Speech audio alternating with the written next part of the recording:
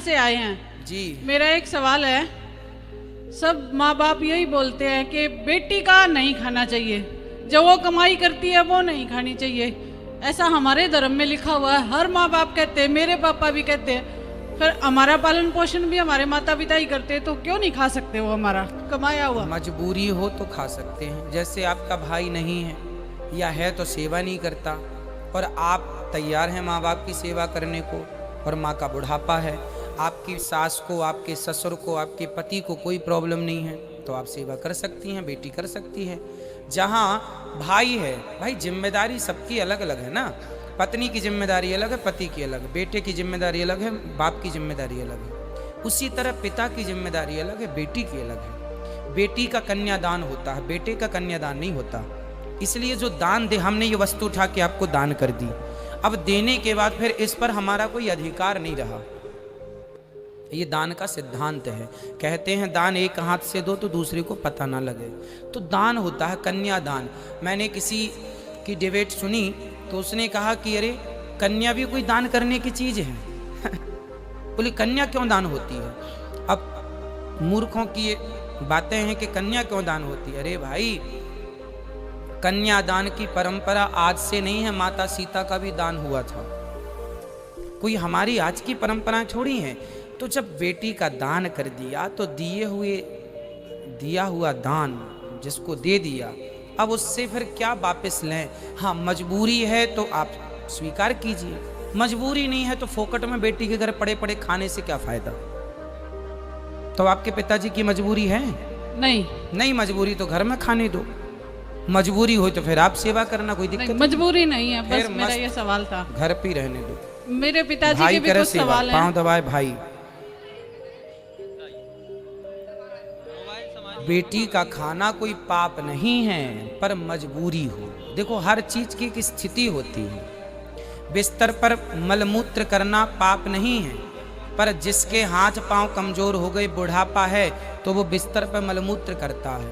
लेकिन अब हट्टा कट्टा आदमी बोले वो करते हैं तो हम भी करेंगे, तो उसका करना सही है, तेरा करना सही नहीं है पगले।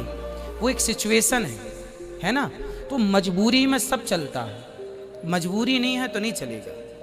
ये अभी आपकी गोद में छोटा सा बच्चा सुसु कर दे तो चलेगा, पर कोई दूसरा बड़ा कहे कि नहीं उसने किया मैं भी करूंगा तुम्हारी गोद में तो नहीं चलेगा। क्यों जी? तो एक समय सिचुएशन है, स्थितियां होती हैं कि किस स्थिति पर क्या निर्णय लेना चाहिए। जी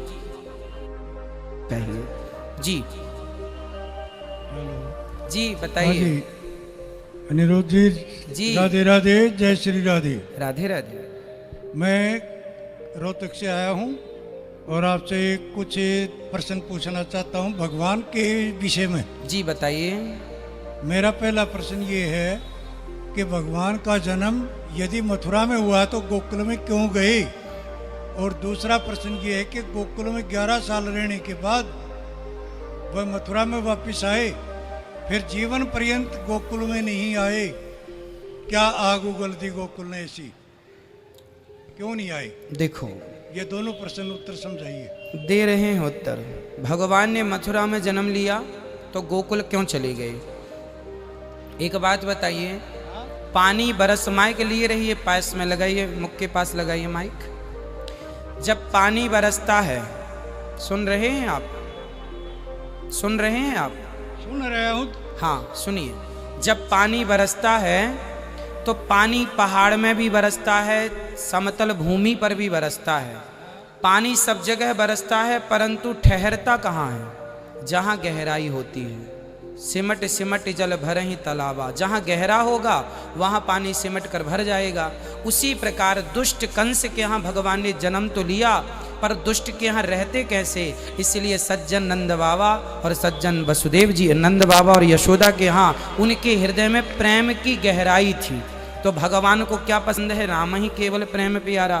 तो जहाँ प्रेम मिलेगा, आप लोग भी वहीं जाते हैं जहाँ प्रेम मिलता है। आपका जन्म भले कहीं हो जाए, पर रहते वहाँ है जहाँ आपको प्रेम ज़्यादा मिलता है। उसी तरह जन्म भगवान ने मथुरा में लिया, पर वहाँ उनके माँ बाप के साथ कंस ने अत्याचार किया, तो उनके साथ कौन सा प्रेम की वो बात करता, इसलिए भगवान वहाँ चले गए जहाँ प्रेम था। इसलिए वहां से गोकुल आ गए, पहला। दूसरा, आपने कहा कि भगवान गोकुल छोड़ के गए, मथुरा, मथुरा छोड़ के गए, फिर कभी नहीं आए, आपने ये कहा। जबकि बात यह है कि भगवान को 100 वर्ष के बाद भगवान ने 125 वर्ष की लीला की है, जिसमें 100 वर्षों के बाद भगवान पुनः वृंदावन वापस आए थे अपनी गोपियों से मिलने के लिए। 100 वर्षों के बाद आए थे, जहाँ पर श्री राधा रानी से उनकी पुनः भेंट हुई थी। राधा रानी को 100 वर्ष का वियोग था, श्राप दिया था श्री दामा ने। ये बात गोलोक धाम की है, श्राप वहाँ मिला था कि श्री कृष्ण से आपका 100 वर्षों का वियोग होगा, इसलिए 100 वर्षों के लिए भगवान चले गए। 100 वर्षों के बाद मिलने भगवान यहाँ आए थे।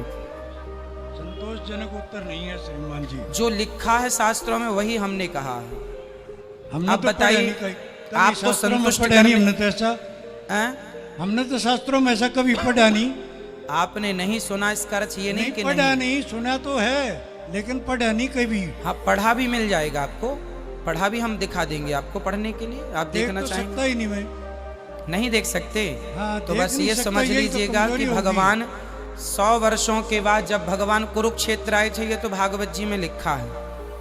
भगवान कुरुक्षेत्र आए थे, भागवत जी में लिखा है। सुदामा जी से मिलने के बाद भगवान कुरुक्षेत्र आए थे स्नान करने के लिए, और फिर जब कुरुक्षेत्र आए हैं तो स्वाभाविक वहाँ से जब यहाँ से वापसी गए होंगे तो ये रास्ते में पड़ा है, तो यहाँ भगवान ने पड़ाव डाला है। निश्चित आप गर्ग संहिता पढ़ लें, आपको सब चीज़ें मिल जाएंगी।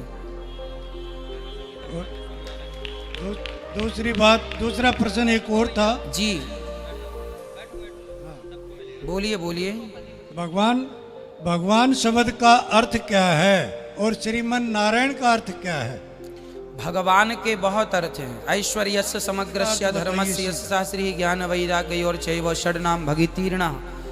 जिनमें 6 गुण हो उन्हें भगवान कहते हैं। भगवान का अर्थ ये भी होता है, भासे भूमि, आसे अग्नि, गासे गगन, वासे वायु, नासे नीर। 5 तत्वों को जोड़ दीजिए तो भगवान हो गया। ये तो सत्य है। हाँ, तो 5 तत्व के समन्वय को ईश्वर कहते ये हैं। सत्य है जी ये पढ़ा है और समझा भी है। जी। नारायण का अर्थ, नारायण का जो सदा क्षीर सागर में, जो जल में जिनका शयन है, जो जल में सदा, नार कहते हैं जल को, जो सदा जल में नित्य शयन करें, जिनके चरण श्री लक्ष्मी जी दबाएं, वह नारायण है। बहुत सारे अर्थ होते हैं भगवान नहीं शब्द जी। के, नारायण शब्द के बहुत अर्थ हैं। आपको नहीं कौन है। से अर्थ सुनने हैं ये बताइए। शयन करने का आयन अर्थ नहीं है, तो भगवान आयन का तो आगमन है। बहुत सारे अर्थ हैं, एक ही शब्द के बहुत अर्थ होते हैं हमारे अर्थ होते यहाँ। हैं, लेकिन शयन तो अर्थ उचित नहीं लगता ना। नारायण, हाँ, मैं नार आपको, आयन, हाँ, आगमन है। मैं आपको जो कह रहा हूँ वो लिखा हुआ कह रहा हूँ। भागवत जी में कहो तो मैं अभी दिखा दूँ लिखा हुआ। हमने भी पढ़ा है, हाँ, हमने भी पढ़ा भगवान है। के जो नारायण शब्द की व्युत्पत्ति है, व्याख्या है, उनका आप जैसा हम कह रहे हैं लिखा हुआ हम आपको बता सकते हैं श्रीमद् भागवत जी के 2 स्कंध में। भगवान कभी गर्भ से जन्म लेता है या नहीं लेता है? भगवान सदा प्रकट होते हैं, इसलिए लिखा है भय प्रकट कृपाला दीन दयाला कौशल्या हितकारी। यदि ऐसा है तो आज आपने भगवान राम से वरदान दिवाया माता कैकेयी को, ठीक है। कि मैं तेरे गर्भ से जन्म लूंगा लेकिन दूध ही नहीं पीऊंगा। हाँ, तो फिर गर्भ में कैसे पैदा कैसे हुआ? भाई, गर्भ का अर्थ केवल पेट नहीं होता सरकार। भगवान मंदिर में बैठे हैं तो उनको कहा जाता है ये गर्भगृह है। एक बड़े स्थान को मतलब समझिए, गर्भ का मतलब केवल पेट नहीं होता। विष्णु सर्व गुहाशया निशीथे तमोद्भूते जायमाने जनार्दने देवक्याम देव रूपिण्याम विष्णु सर्व गुहाशया। जो भगवान सबके भीतर बाहर गर्भ। अब एक बात बताइए, जब भगवान सबके भीतर व्यापक है तो क्या गर्भ में भगवान व्याप्त नहीं होगा? सबके गर्भ में ईश्वर ऑलरेडी हैं, परंतु भगवान प्रकट होते हैं। तमद्भुतम, भगवान के बारे में कहीं भी हमारी तरह तुम्हारी तरह जन्म नहीं लेते, भगवान प्रकट होते हैं। पर बोला यही जाएगा कि भगवान देवकी के गर्भ से प्रकट हुए। वो गर्भ का अर्थ वो गर्भ नहीं है। हाँ, भगवान गर्भ में जाते हैं, जाते हैं अंश रूप में अपनी माँ के गर्भ को पवित्र करने के लिए, पर योनि के मार्ग से आते नहीं हैं, वह प्रकट हो जाते हैं। भगवान है ना सर्व सामर्थ्य। यही तो वेद मंत्र है, प्रजापति सरति गर्भे अंतर्जायमानो जी बहुधा विजायते। जी जब वो गर्भ में आता है तभी तो लिखा है ये। हाँ, तो गर्भ में भगवान प्रवेश करते हैं केवल माँ के गर्भ को पवित्र करने के लिए, पर योनि से प्रकट नहीं होते हमारी तरह, आपकी तरह, वो प्रकट होते हैं। पेट फाड़ के आते फिर। हाँ, पेट फाड़ के आते हैं। भगवान तो खंबा फाड़ के आ जाते हैं। खंबा फाड़ के तो नरसिंह हुए। हाँ, तो भगवान तो